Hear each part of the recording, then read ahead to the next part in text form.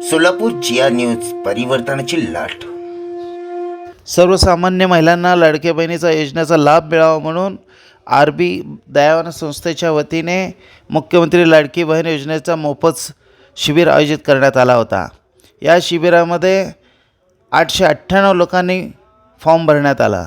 प्रारंभी सामुदायिक बुद्धवंदना करून कार्यक्रमाला सुरुवात करण्यात आला।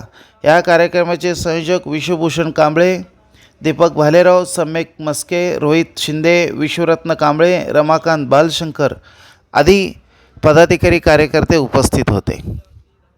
शरणं गच्छामि ततियम्ति संगम शरणं गच्छामि पानादिपाता वेरमणि सिक्कापदं समादियामि आदिन्नदाना वेरमणि सिक्कापदं समादियामि।